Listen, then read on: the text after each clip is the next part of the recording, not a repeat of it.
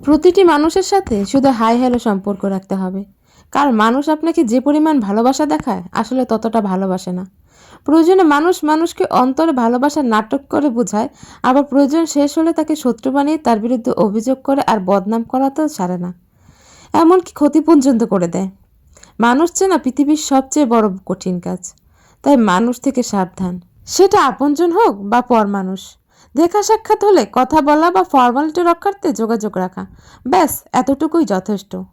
তাছাড়া কারোর সাথে অতিরিক্ত ভালো সম্পর্ক রাখা কিংবা কাউকে ফার্স্ট প্রায়োরিটি দেওয়া হলো জীবনের সবচাইতে বড় ভুল। মানুষ মাথায় উঠে নাচে, তারপর রোংনা রাজনীতির খেলায় মেতে ওঠে। মানুষকে অল্পতে আপন করে নেওয়া হয়, সহজেই উপকার করা, তার বিপদের দিনে পাশে দাঁড়ানো, আর্থিক সাহায্য করা, ভালো কিছু করতে সাহায্য করা, অতিরিক্ত স্নেহ করা, ফার্স্ট প্রায়োরিটি দেওয়া কিংবা মানুষের থেকে ভালো কিছু একসেপ্ট করা সবচেয়ে বড় বোকামি। হ্যাঁ, সত্যি কথা এটাই, মানুষকে বেশি দাম দিলে নিজেরই দাম কমে যায়। দিন শেষে কেউ না থাকুক, অন্তত নিজের আত্মসম্মান নিয়ে বেঁচে থাকাটাই শ্রেয়। স্বপ্ন মানুষকে বাঁচতে শেখায়, আবার স্বপ্ন ভেঙে গেলে মানুষ একটু একটু করে শেষও হয়ে যায়। এত কথার একটাই কারণ, আমি বাস্তবতা দেখেছি। কারণ মানুষ আমাকে এমনভাবে ব্যবহার করেছে যেন আমাকে ছাড়া তারা বাঁচবেই না। আমার প্রতিটি কথা, প্রতিটি আচরণ যেন তাদের খুব প্রিয়। আবার এই মানুষদেরই যখন স্বার্থ হাসিল হয়ে গেছে, তখন আমাকে ছুঁড়ে ফেলে দিতে 1 মিনিটও সময় লাগেনি। আসলে দুনিয়াটাই স্বার্থপর, এখানে সবাই স্বার্থের টানে চলে। স্বার্থ ফুরিয়ে গেলে কেউ আর পাশে থাকে না। যাই হোক, অনেক কথাই বলে ফেললাম। তো এতগুলো মাছ ভাজতে দেখে অনেকেই মনে করতে পারেন বাসায় কোনো গেস্ট আসবে কি না। না, আসলে বাসায় কোনো গেস্টের কোনো প্ল্যান নেই, তবে এই মাছগুলো আমি ভেজে বিদেশে পাঠাবো, সেই জন্য আসলে তৈরি করছিলাম।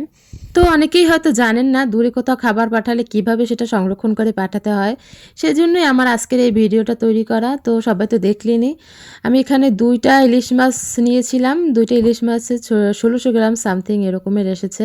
তো মাছ 2টা কেটে পরিষ্কার করে নিয়েছি, তারপরে একটু বেশি হলুদ আর মরিচের পরিমাণ, হলুদ আর লবণের পরিমাণ বাড়িয়ে দিয়েছি। হলুদ লবণ একটু বেশি দিলে হয় কি মাছটা ভালো থাকে, আর একটু সামান্য মরিচের গুঁড়াও দিয়েছিলাম।